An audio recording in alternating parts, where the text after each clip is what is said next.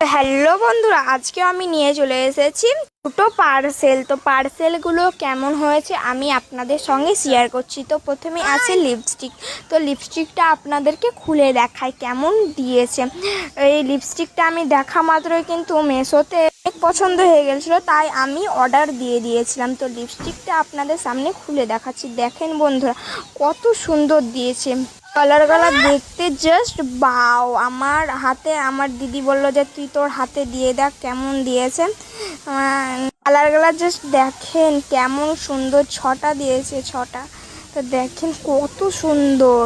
তারপরে আমি ওড়নাটা আপনাদের সামনে খুলে দেখাচ্ছি। ওড়নাটাও কিন্তু ভালো দিয়েছে। তো ওড়নাটা আমি খুলছি, প্যাকেটটা খুলছি।